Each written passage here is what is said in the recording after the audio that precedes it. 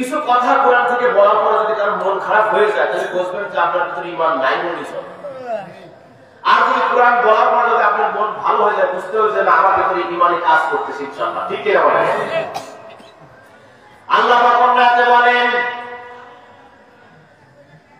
وَمِنَ النَّاسِ مَن يَتَّخِذُ مِن دُونِ اللَّهِ أَندَادًا يُحِبُّونَهُمْ كَحُبِّ اللَّهِ। আল্লাহ রাব্বুল আলামিন বলেছেন কিছু মানুষ আছে তারা আল্লাহকে আল্লাহর সঙ্গে তারা শিরক করে, সমকক্ষ বন্ধুকে বানায়। আল্লাহর মতো পৃথিবীতে আর অন্য কাউকে মনে করা যাবে না। আল্লাহ পাক তারপরে বলেন ওয়াল্লাযীনা আমানু আশাদ্দু হুব্বান লিল্লাহ।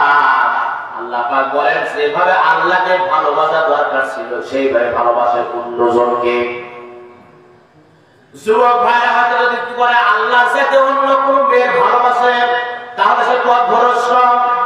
যদি আল্লাহর সাথে আপনার স্ত্রী পুত্র যত কিছু আছে যদি আপনি তাদেরকে ভালোবাসেন তাহলে আপনার পথভ্রষ্ট। হতে পারে আপনার পীর, হতে পারে আপনার নেতা, হতে পারে আপনার হেতা। আল্লাহর চাইতে পৃথিবীর কাউরে ভালোবাসা যাবে। ঠিক কিনা বলে? এরপর আল্লাহ পাক বললেন মা আতাকুর রাসূলু ফাখুযুহু ওয়া মা নাহাকুম আনহু ফান্তাহু। রাসূল তোমাদের যাবে তা গ্রহণ করো, আর যা নিষেধ করে তা তোমরা বর্জন করো। আল্লাহ রাসূল যেটা আমাদের দেন সেটা করতে হবে, গ্রহণ করতে হবে। যেটা নিষেধ করতে সেটা আমাদের বর্জন করতে হবে। ঠিক কিনা বলে? তাহলে আল্লাহর মতো অন্য কোনো মানুষকে ভালোবাসা যাবে না। আপনারা বলছেন রাসূলুল্লাহ সাল্লাল্লাহু আলাইহি ওয়াসাল্লাম তার পিতার কথা বলে নাই, তার মায়ের কথা বলে নাই, বলেছেন কোরআনের কথা। যখনই কোনো কষ্ট আসতেন তখনই তিনি কি করতেন? কোরআন দিয়ে সমাধান করতেন। ঠিক কিনা বলে? জীবনে আমাদের জীবন সমাধান কোরআন দিয়ে করবো ইনশাআল্লাহ। রাজি আছি তো? আমি ছোট্ট একটা ঘটনা আপনাদের সামনে এখন উপস্থাপনা করব। হযরত ওমর ফারুক রাদিয়াল্লাহু আনহু তিনি বিশাল বড় একজন সাহাবী ছিলেন। শুধু সাহাবী ছিলেন না, তিনি একজন খলিফা ছিলেন। হযরত ওমর ফারুক রাদিয়াল্লাহু আনহু যখন তিনি খলিফার দায়িত্বে তিনি নিযুক্ত ছিলেন তখন তিনি একদিন কাবার চত্বরে তিনি ঘুরতেছিলেন। ঘুরতে ঘুরতে দেখা যায় একটা মেয়ের কণ্ঠ তার কানে ভেসে আসতেছে। মেয়েটা জৈবনের গান গাচ্ছিল। আমার জৈবন টলমল করে দেখা গেলে না। হযরত ওমর চিন্তা করলো, নবীজি বলেছেন আল গিনায়তু নিফাকা ফিল কলবি কামা ইবতিল মাউ সারওয়া। যেরকম পানি সরিষা করে দিলে তরতাজা হয়, গান বাজনা কেউ যদি শোনে করে তার পুরো এরকম তরতাজা হয়। নাউজুবিল্লাহ। হযরত ওমর রাদিয়াল্লাহু আনহু কি বলেন? বেড়া ভেঙে ঢুকে পড়লেন। ঢুকে গেলে তলোয়ার বের করে মেয়েটা বলো তুমি কার করে মাথা কেটে দিলে তুমি জৈবনের গান গেয়েছো, জলদি করে বলো। যদি না বলো তাহলে এই তলোয়ার দিয়ে তোমাকে আমি কিন্তু দ্বিখণ্ড বানায় ফেলবো, জলদি করে বলো। মেয়েটা বলল আমি হয়তো কোরআনের একটা আয়াত আমি লঙ্ঘন করেছি, কিন্তু আপনি তো কোরআনের এক একটা করে এরকম 4টি আয়াত আপনি লঙ্ঘন করেছেন। হযরত ওমর রাদিয়াল্লাহু আনহু সেরকম রাগ ছিল, কিছুটা হলেও কমে গেল কোরআনের কথা শোনার পরে। কিছুটা হলেও তার কোরআনের কথা শোনার পরে কমে গেল। কিন্তু আমাদের যখন কোনো কিছু আসবে কোরআনের আয়াত যদি আমার সামনে উপস্থিত হয় সেটাকে বাদ দিয়ে কোরআনের আয়াতের সাথে আমরা মানবো। ঠিক কি বলে? এরপরে তিনি কি করলেন? হযরত ওমর রাদিয়াল্লাহু আনহু তিনি একটু শান্ত হলেন। কয় তুমি বলো কোন আয়াত তুমি অমান্য করেছো? তখন মেয়েটা বলে আমি সূরা লুকমানের 6 নম্বর আয়াত অমান্য করেছি। লাহুল হাদিস। আল্লাহ পাক বলেছেন কিছু মানুষ আছে তারা কি করে অটক্ষ ভাষা তারা কয় করে মানুষদের কাছে পথভ্রষ্ট করে। আমি নয় গান গেয়েছি, একটা কোরআন আয়াত আমি সামান্য একটু লঙ্ঘন করেছি, কিন্তু আপনি তো 4-4টি আয়াত আপনি লঙ্ঘন করেছেন। হযরত ওমর বলে তুমি তো কোরআনও জানো, তাহলে তুমি কেন গান গাইলে? মেয়েটা বলে জলদি করে আমার ঘর থেকে বের হয়ে যাও। যদি হযরত ওমর জানে তাহলে ওমর কিন্তু তোমার মাথা রাখবে না। হযরত ওমর মনে মনে চিন্তা করে, আমি ওমর আমাকেই ভয় দেখাচ্ছি, বের হয়ে যাও। হযরত ওমর রাদিয়াল্লাহু আনহু, ঠিক আছে আমি বের হব, কিন্তু আমি কোরআনের কোন কোন আয়াতগুলো অমান্য করেছি। তখন মেয়েটি বলে সূরা নূরের ২৭ নম্বর আয়াত, ইয়া আইয়ুহাল্লাযীনা আমানু লা তাদখুলু বুয়ুতান গায়রা বুয়ুতিকুম হাত্তা তাসতানিসু ওয়া তুসাল্লিমু আলা আহলিহা। আল্লাহ পাক বলেছেন, ইয়া আইয়ুহাল্লাযীনা আমানু ইমানদারেরা, তোমরা পরের গৃহে প্রবেশ করো না। যদি প্রবেশ করবে তাহলে সালাম দেবে, অনুমতি নেবে। যদি অনুমতি না দেয় তোমরা পিছনে পিছনে আসবে, তোমাদের জন্য উত্তম হবে। আপনি কোরআনের এই আয়াতটাকে লঙ্ঘন করেছেন, আপনি সালাম দেন নাই, অনুমতিও নেন নাই, আপনি বেড়া ভেঙে ঢুকে পড়েছেন। হযরত ওমর তিনি দাঁড়াচ্ছিলেন, বসে বললেন। বসে বলার পর তিনি বলতেছেন, ঠিক আছে আমি ২ নম্বর কোরআনের কোন আয়াত অমান্য করেছি। তখন সে বলে, আপনি সূরা আহজাবের ৫ নম্বর আয়াত আপনি অমান্য করেছেন। আল্লাহ পাক বলেছেন, ইয়া আইয়ুহাল্লাযীনা আমানু ইজতানিবু কাসীরাম মিনাজ-যান্নি। আল্লাহ পাক বলেছেন, হে ইমানদারেরা, তোমরা আন্দাজের উপরে ধারণা করো না, ধারণা করা মহাপাপ।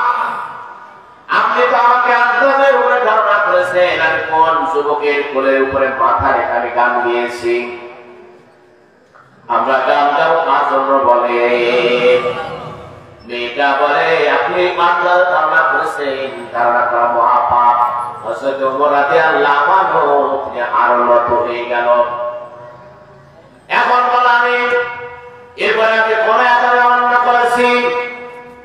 তখন মেয়েটি বলে, সূরা নূরের ৬১ নম্বর আয়াত আপনি অমান্য করেছেন।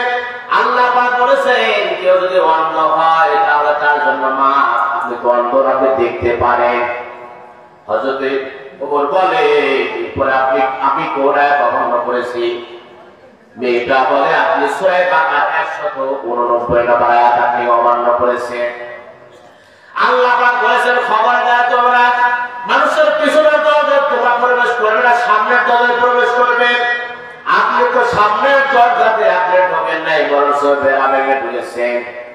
হযরত ওমর চিন্তা করলো, তুমি গান গাইলে অথচ তুমি কোরআন এত সুন্দর করে পড়তে পারো, কিভাবে বুঝবে? মেয়েটা বলে, আমি তো গান গাই নাই, আমার স্বামীর বিরহে আমি গান গেয়েছিলাম, তোমার স্বামী কোথায়? মেয়েটা বলে, যেই দিন আমার বিবাহ হয় বাসর করে আমার স্বামী আসবে।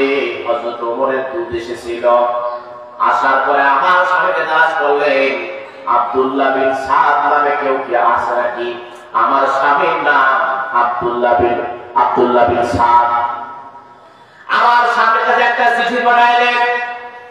চিঠির লেখা ছিল যে, হযরত ওমর তোমাকে আফ্রিকায় যেতে হবে, জিহাদের ময়দানে তোমাকে সেনাপতির দায়িত্ব পালন করতে হবে, আফ্রিকার ময়দানে তোমাকে যেতে হবে। এখন আমার স্বামী বাসর করে আসবে, আসার পরে বাসর করে বাহির থেকে আমাকে বলল, ওগো আমার স্ত্রী, এখন তোমার সঙ্গে দেখা করতে পারবো না, হযরত ওমর আমাকে পাঠিয়েছে আফ্রিকার ময়দানে যেতে হবে, এই জিহাদের ময়দানে আমাকে সেনাপতির দায়িত্ব দিয়েছে।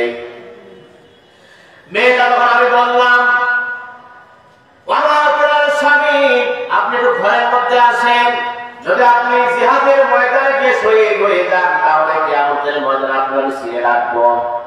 স্বামী বলে, না না না, যদি ধৈর্য ধারণ করে থাকতে পারো তাহলে কিয়ামতের ময়দানে আল্লাহ আমার আপনার পরিচয় করে দেবে, এরপরে তোমার সঙ্গে যখন দেখা করি এটা আমার কবিরা গুনাহ হবে। মেয়েটা বলে, আমি কোরআনের হাফেজা, আমার এমন কোন আয়াত জানা নাই যেটা কবিরা গুনাহ হবে। আমার স্বামীকে বললাম, এখন কেন আল্লাহ কোরআনের আয়াত নাযিল করলো যে স্ত্রীর সঙ্গে দেখা করলে কবিরা গুনাহ হবে। আমার স্বামী তখন কোরআনের আয়াত তেলাওয়াত করলো, ইয়া আইয়ুহাল্লাযীনা আমানু আতিউল্লাহ ওয়া আতিউর উলিল আমরি মিনকুম। আমার স্বামী বলল, ওহে মানদার, তোমরা আল্লাহর অনুগত্য করবা, রাসূলের অনুগত্য করবা, তোমাদের যারা আমির থাকবে তাদেরকে অনুসরণ করবা। হযরত ওমর তেজ কোরআন দিয়ে রাষ্ট্র চালায়। হযরত ওমর তো আল্লাহকে ভয় করে। এই নেতার হুকুম যদি না মানে তাহলে কবিরা গুনাহ হবে। আমাদের বাংলাদেশের লোক বলে যে আল্লাহ আমাদের দেশে হযরত ওমরের নেতৃত্ব দাও। যখন ভোটে জায়গায় যায় তখন আবু জাহেল ভোট দিয়ে চলে আসা দোয়া করে, ইয়া রাব্বানা ইয়া রাব্বানা, আল্লাহ পাক দিব্য আমল দেখাবে, কাজ হবে না, কাজ হবে না, ঠিক কিনা বলে? ভোট দেন আপনি আবু জাহেলের, দোয়া বন্ধ হযরত ওমর মতো নেতা দাও। স্বামী বলল, আমি তো এখন যত ওমরের কথা না মানি তাহলে কবিরা গুনাহ হয়ে যাবে, আমি থাকতে পারবো না, জিহাদের ময়দানে যেতে হবে। আমার স্বামীকে জিজ্ঞাসা করলাম, কতদিন পর আসবে? আমার স্বামী বলল, 3 মাস পর আমি ব্যাংকে আসবো।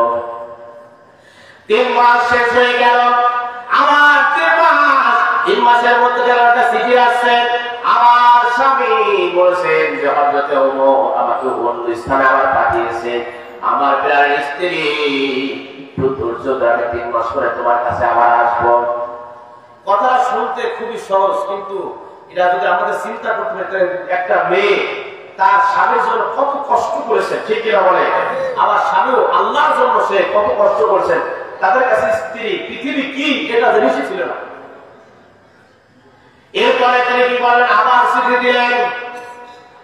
চিঠি দেওয়ার পরে আমার 3 মাস পার হলো। 3 মাস পরে আমার স্বামীর চিঠি নিয়ে আমি দেখলাম যে আমার স্বামী বলছেন আমি আর 3 মাস পরে আসবো।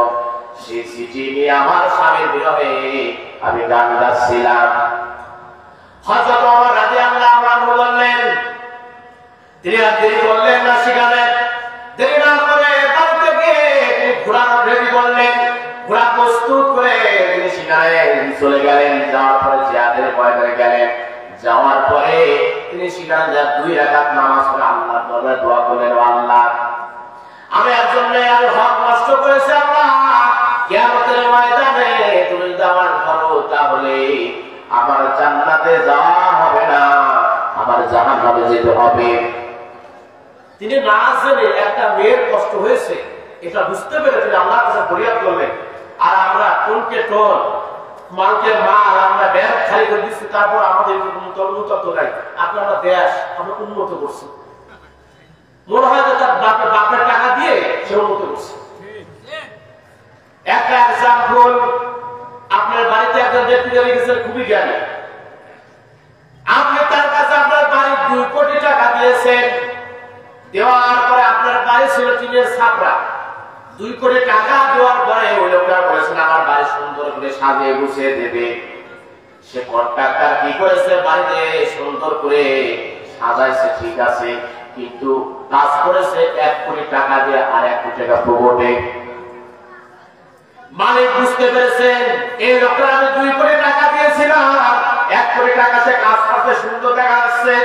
আগে চাইতে আমার বাড়িটা এই গ্রামের সবচাইতে ভিআইপি আছে, ঠিক আছে, কিন্তু আমি টাকা তো 2 কোটি টাকা দিয়েছিলাম, 1 কোটি টাকা কাজ করেছে আর 1 কোটি টাকা সে বাড়ি দিয়েছে।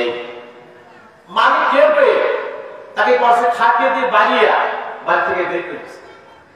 গ্রামের লোক কপাল ছাপড়াতে হায় রে হায়, ওই বাড়ির ওই লোকটা তো এত ভালো ছিল, এত ভালো ছিল, ওই বাড়িতে টিনের ছাপড়া ছিল, ছয়ের ঘর ছিল।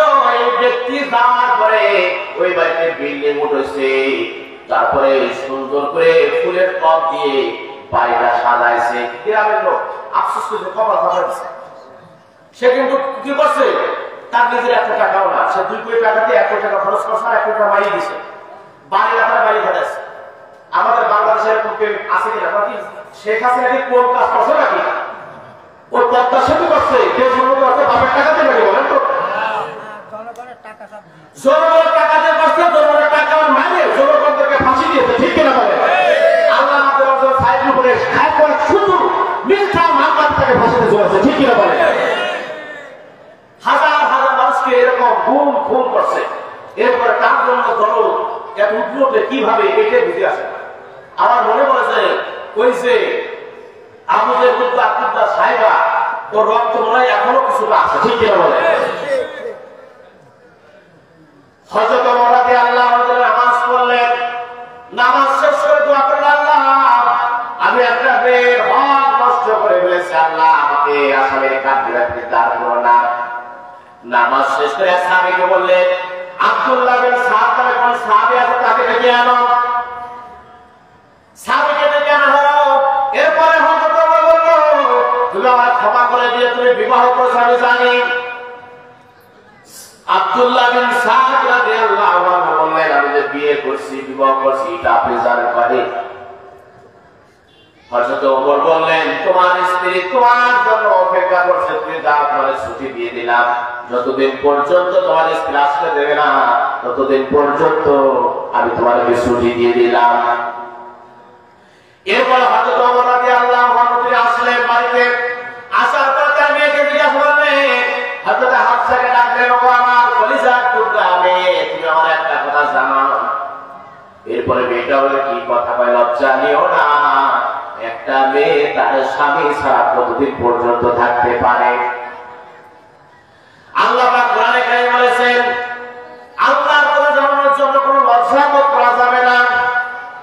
হযরত হাফসা রাদিয়াল্লাহু আনহু তিনি বললেন, আপনার জান একটা মেয়ে তার স্বামী ছাড়া বিবাহ হওয়ার পরে 3 মাসের বেশি তার স্ত্রী থাকতে পারে না। হযরত ওমর রাদিয়াল্লাহু আনহু সিজদায় পড়ে আল্লাহর কাছে কাঁদলেন। হযরত ওমর রাদিয়াল্লাহু আনহু তিনি অনুতপ্ত হলেন যে সামান্য একটু শুধু ভুল হয়ে গেছে, রহরহ ভুল হচ্ছে আমাদের, তারপর অনুতপ্ত নাই, ঠিক কিনা বলে? এই জন্য কোরআনের ময়দান, কোরআনের মাহফিল গুলো তো হয় আল্লাহর জন্য। এই কোরআনের মাহফিল থেকে আমরা শিক্ষা নেব। যখন আমাদের কাছে কোনো ভুল আসবে আর ভুলের ভিতরে যখন কোরআনের আয়াত আসবে, ভুলকে বাদ দেব আর কোরআন মেনে নেব।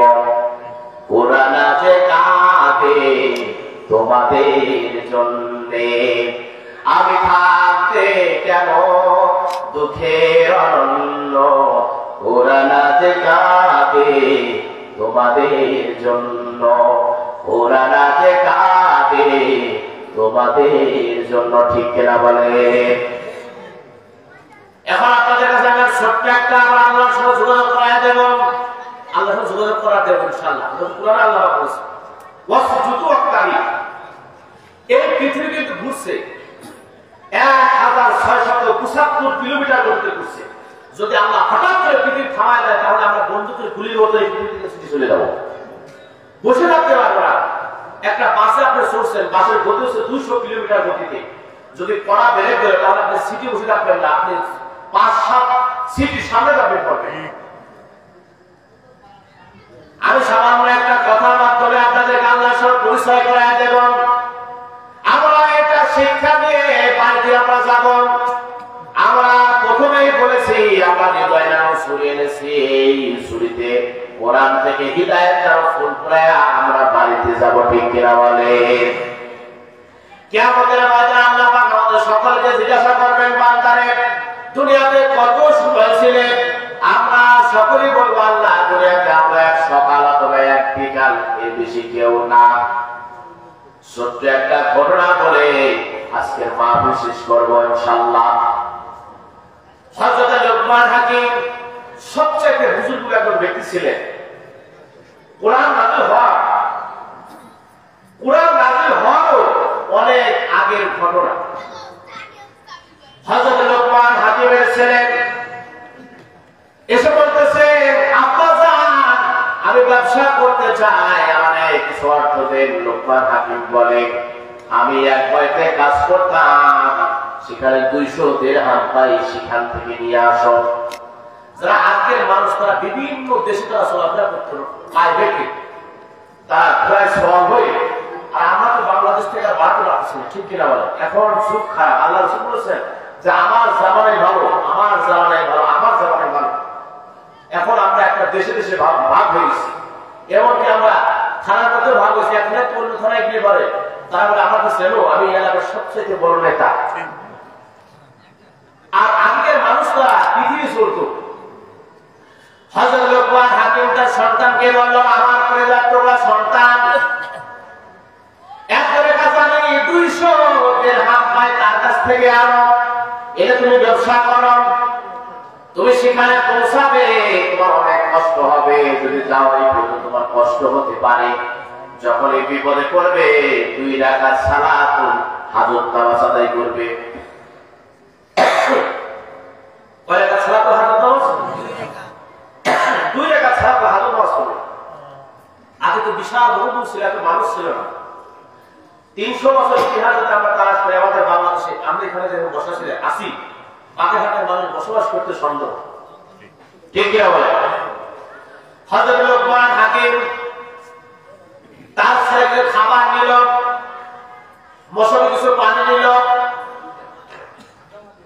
পানি নিয়ে তিনি রওনা করলো।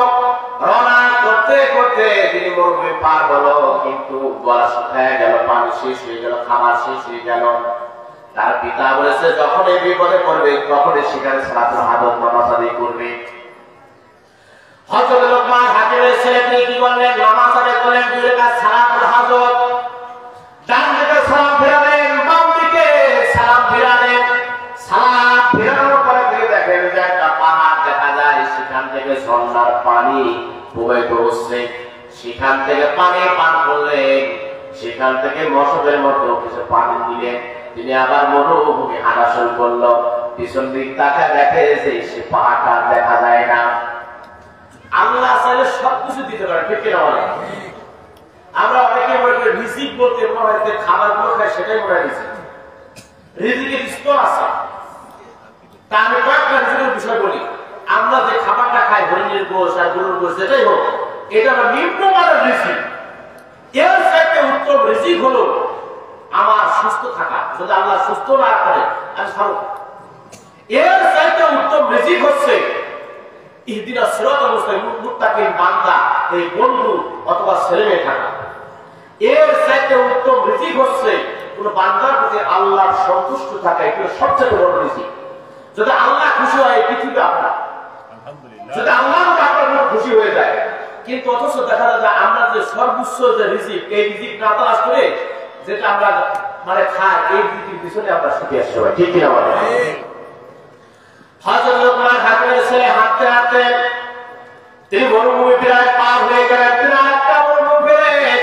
লোকমান হাকিম বললেন, যখন দ্বিতীয় মরুভূমি পাবে, মরুভূমির মাঝখানে একটা গাছ পাওয়া যাবে, গাছের এত সুন্দর বাতাস, সেই বাতাস যদি হৃদয়ে লাগে তখন ঘুম এসে যাবে। খবরদার বাবা, তুমি ঘুমাবে না, ঘুমালে তোমার বাঁচানো যাবে না। লোকমান হাকিম বললেন, সেই গাছের গোড়াতে একজন ব্যক্তি তোমার সঙ্গে দেখা হবে, ওই ব্যক্তি যা বলবে তাই শুনবে। যদি লোকটা তোমার সঙ্গে যেতে চায় তাহলে তাকে নিয়ে সাথে নেবে, যদি লোকটা তোমার সঙ্গে থাকতে চায় থাকতে দেবে, তোমার সঙ্গে যেতে চায় সাথে নেবে। হযরত লোকমান হাকিমের ছেলে তিনি হাঁটতে হাঁটতে বিশাল একটা গাছ দেখলেন, গাছের পাতাগুলো নড়তেছে। যখন গ্রীষ্ম গরমকালে যখন গাছের পাতা নড়ে, তখন মানুষের হৃদয়টা কিন্তু ঠান্ডা হয়ে যায়, তখন গাছের পাতা স্তব্ধ হয়ে যায়, তখন মানুষটা আজকে পেট কাটা গরম করছে, ঠিক কিনা বলে? গাছের নিকটে গেলেন, যাওয়ার পরে পাতা হৃদয় লেগে হাঁটার পথ যেটা হাতে সেই জানে শরীর কত ক্লান্ত হয়, তিনি ঘুমায় গেলেন। হযরত লোকমান হাকিম বলেছেন, বাবারে খবরদার কিন্তু ঘুমাবে না, যদি ঘুমাও তাহলে তোমার বাঁচানো যাবে না। হযরত লোকমান হাকিমের ছেলে তিনি ঘুমায় গেলেন। ঘুমানোর পরে গাছের গোড়া থেকে বিশাল সাপ বের হয়ে আসলো। এরপরে ঘুম ভেঙে গেল, ঘুম থেকে উঠে দেখা যায় বিশাল একটা সাপ আমাকে দংশন করতে এসেছে। আমার এই সাপটা চাকুতে কাটা, পাশে একজন ব্যক্তি দাঁড়ানো ছিল, পাশে একজন ব্যক্তি দাঁড়ানো। লোকমান হাকিম বলেছেন, একজন ব্যক্তি পাওয়া যাবে, সাথে চাইলে যেতে চাইলে নেবে, তোমার সাথে যদি সে কোনো কথা বলে সে কথা বলবে, তার সাথে পরামর্শ নেবে। লোকটা দেখায় বলতে, সাপ এখানে কেন? তোমাকে সাপ তোমাকে ধ্বংসন করতে সেগুলো আমি কেটে দ্বিখণ্ড বানায় ফেলেছি। লোকটা বলে, আমি তোমার সঙ্গে যেতে চাই। লোকমান হাকিমের ছেলে বলল, আর পিতা বলেছে, যদি তুমি আমার সঙ্গে যাও তাহলে তোমাকে নিতে বলেছেন। লোকমান হাকিমের ছেলে বলছে, ওই মরুভূমি পার হওয়ার পর একটা গ্রাম পাওয়া যাবে, সেখানে আমার পরিচয় দিবে আমি লোকমান হাকিমের ছেলে। মানুষজন তোমারে ভালো লাগবে, খাবার দাবার কোনো কিছু অভাব হবে না। আল্লামা দেলোয়ার হোসেন সাইদির ছেলে যদি এখন আসতো তাহলে লোক এখানে এই কথা বলতে বলে আপনার কাছে ভালো আছে।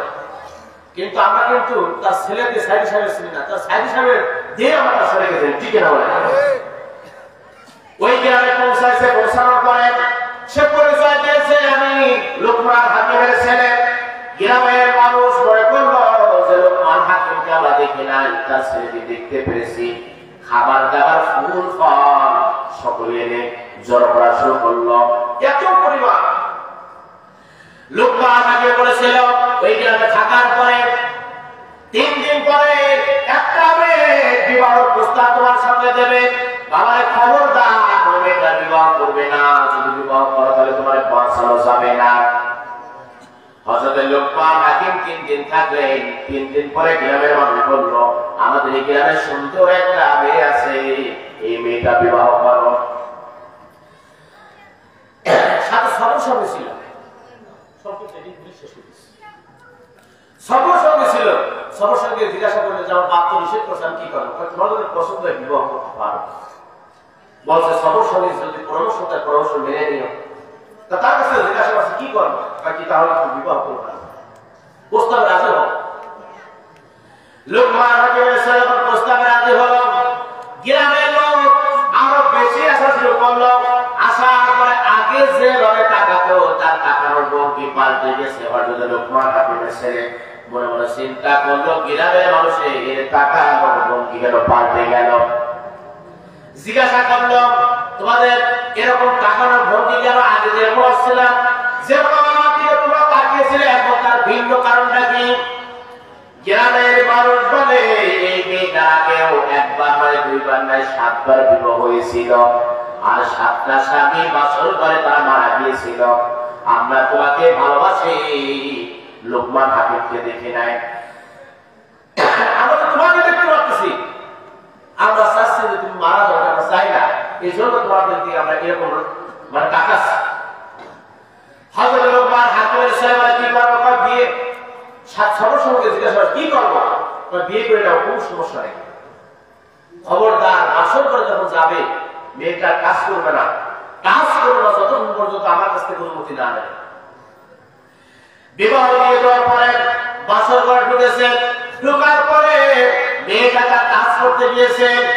হযরত লোকমান হাকিমের ছেলে বলে খবরদার কাজ করো না, আমার খবরদার কাজ করো না।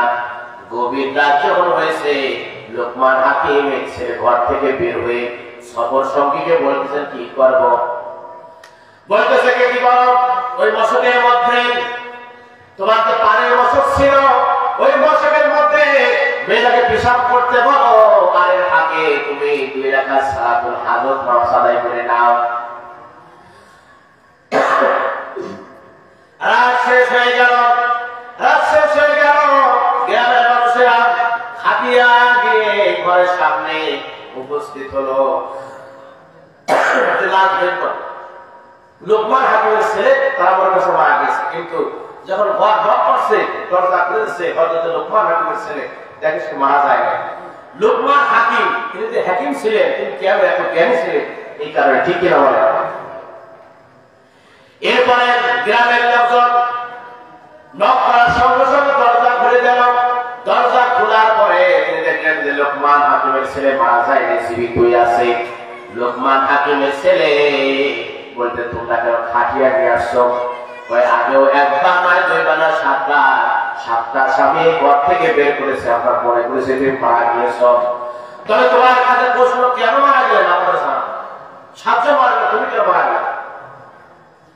লোকমান হাকিম বলেছেন সেই গ্রাম থেকে একটা মরুভূমি পার হবে, একটা সাগর পাওয়া যাবে, সেই সাগরে কিনারে একটা বাড়ি থাকবে, সেই বাড়িওয়ালার কাছে আমি 200 দিরহাম পাই। কিন্তু খবরদার ওই বাড়িতে যাওয়ার পরে তোমার প্রস্তাব দেবে বাড়িতে রাত কাটাতে হবে, তুমি যদি রাত কাটাও তাহলে তোমার বাঁচানো যাবে না। বউকে রেখে শ্বশুর বাড়ি ত্যাগ করে তিনি চলে গেলেন। সেই মরুভূমি পার হয়ে 2 জন মিলে সাগরের কিনারায় একটা বাড়ি, দোতলা বাড়ি লাগিয়েছে। বললেন আমি লোকমান হাকিমের ছেলে, আমার পিতা আপনার বাড়িতে কাজ করতে 200 দিরহাম দিত, সেই 200 দিরহাম দিতে আসছে। আমাকে ব্যাগ দেন। কয় দিতে পারি, রাত কাটাতে হবে। লোকরা আপনি বলছেন রাত কাটানো যাবে না, রাত কাটালে তোমার বাঁচানো যাবে না, তবে সবর পরামর্শ নেই। সবর সঙ্গীর কাছ থেকে পরামর্শ দিয়ে কি করবো, রাত কাটাবো চলে যাবো। বলতে না রাত কাটা কোনো সমস্যা নেই। রাত যখন হয়ে গেল তাদেরকে থাকার জন্য নিচতলায় স্থান দিচ্ছে। কিন্তু ছিল জোয়ার ভাটা, আপনাদের বাঘের ভাটার মতো জোয়ার ভাটা ছিল, নিচতলা পানিতে ডুবো ডুবো হয়ে যায়। যদি ওর মধ্যে মানুষ থাকে সে মানুষ বাঁচতে পারে বলেন? নিচতলায় থাকছে, বাড়ি থেকে তালা মারছে, বাড়িওয়ালা মনে করছে যে যদি মরবে টাকা দেওয়া লাগবে না। এরকম ক্রিমিনাল আমাদের বাংলাদেশে আছে না বলেন? হযরত লোকমান হাকিমের ছেলে ঘরের মধ্যে রাত্রে যখন যাত্রা করার জন্য ঢুকছে, বাহির থেকে তালা মারে দিয়েছে। এরপরে যখন জোয়ার ভাটার পানি যখন ঘরের মধ্যে প্রবেশ করা শুরু করছে, লোকমান হাকিমের ছেলে বলল, কি করবো, বিপদে পড়েছি। কয়েক টেনশন করো না, সালাতুল হাজত 2 রাকাত নামাজ আদায় করে নাও। আদায় করার সঙ্গে সঙ্গে এই দরজা কাজ করে খুলে গেছে। বলেন সুবহানাল্লাহ। আপনারা বলতে পারেন যে দরজাতে সালাতুল হাজত খুলে থাকে। হযরত ইউসুফ আলাইহিসসালামকে আটকায় ছিল, কয়টা দরজা খুলছিল বলেন? 7টা দরজা খুলে গেছে। এরপর যখন দরজা খুলে গিয়েছে, সকাল হয়ে গেছে, বাড়িতে দেখা যায় একজন মনে নাই। 200 দিরহাম দিয়ে তারা শ্বশুর বাড়ি এলাকায় চলে আসলো। দৌড়ে নিয়ে তারা দেশের দিকে রওনা করলো। মরুভূমি পার হলো, সেই গাছের নিকটে আসলো। নিকটে আসার পর সফর সঙ্গে বললো, তুমি এখন চলে যাওয়া, আর যেতে পারবো না। হযরত লোকমান হাকিম বলল, তোমার কাছে আমার 2টা প্রশ্ন। 1 নম্বরে আমি কেন মারা গেলাম না? 2 নাম্বার, তোমার বাড়ি কোথায়, তোমার ঠিকানা কি, তুমি একটু পরিচয় দাও, মরুভূমিতে কোথায় তুমি থাকো। এই 2টা পরিচয় আমি দেব না, 2টা প্রশ্ন উত্তর আমি দেব না, তোমার পিতা হযরত লোকমান হাকিমই দেবে। বাড়ি চলে যাবো কথা। তাহলে 200 দিরহাম আপনার জন্য পালাম, কিছু রাখা হয় না, তাও রাখলাম, তুমি চলে যাও। এরপরে তিনি ভোরে নিয়ে আস্তে আস্তে হেঁটে চলে আসেন বাড়িতে। আসার পরে হযরত লোকমান হাকিম তাকে জন্য দোয়া করলেন, বারাকাল্লাহু ফি হায়াতি ওয়া আল্লাহ, আমার বৌমার তুমি হায়াতের মধ্যে বরকত দাও। আমরা যখন বিবাহ অনুষ্ঠান হয়, আমরা দোয়া পাতে, আমরা সাউন্ড বক্সে ধুমবা চলে, ধুম দিই, ঠিক কিনা বলে? দোয়া করার পরে হযরত লোকমান হাকিমের ছেলে পিতাকে 2টা প্রশ্ন করলেন, আমি কেন মারা গেলাম না? 2 নাম্বার হচ্ছে ওই লোকটা গাছের নিকট থেকে যার সঙ্গে পরিচয় হয়েছিল, তার বাড়ি কোথায়, ঘর কোথায় জানতে চাই। হযরত লোকমান হাকিম বলল, এই মেয়েটার মা এবং বাপ দুজনেই তাকওয়াবান ছিল, মুত্তাকিন ছিল। আর আল্লাহর কাছে দোয়া করেছিল, আল্লাহ আমার মেয়েটার হাজবেন্ড এবং তাকওয়াবান দিনটা হয়, যেন বিশ্বের ভিতরে সবচেয়ে তাকওয়াবান ব্যক্তি হয়। কিন্তু 7বার বিয়ে ছিল, সবগুলো বরকত ছিল। তার দোয়াটা কবুল হয়েছিল না। যেভাবে হোক না কেন আল্লাহ হেফাজত করবে, ঠিক কি না? আপনি যতবার বিপদ থাকেন, মুসিবতে থাকেন, আপনি সর্বপ্রথম আল্লাহর সাহায্য চাবেন। আপনার বিপদ যেভাবে হোক না কেন আল্লাহ উঠায় নেবেন, ঠিক কি না? হতাশ হওয়া যাবে না। প্রতিটা মানুষের ভিতরে একটা ইতিহাস আছে।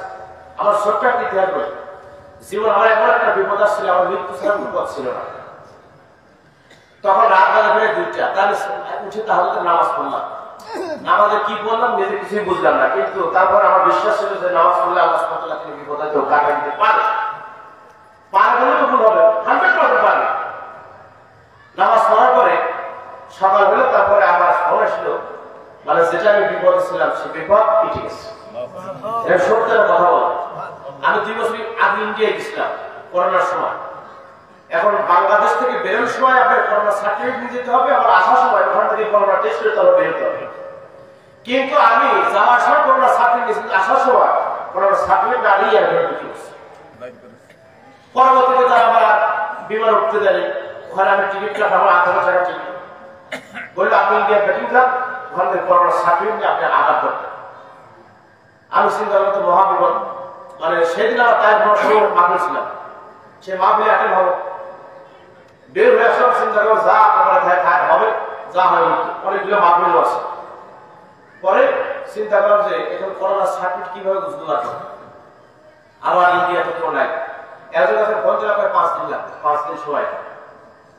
তা আমার এক কাছে ফোন দিলাম যে আমার 3 দিনে আর কিছু থাকা হয়ে যাচ্ছে, এখন কি করবো? তা আমি বললাম কি যে আমার ওই বাংলাদেশ থেকে তো বক্তা আসার কথা ছিল, আসে নাই, আপনি জলদি চলে আসেন।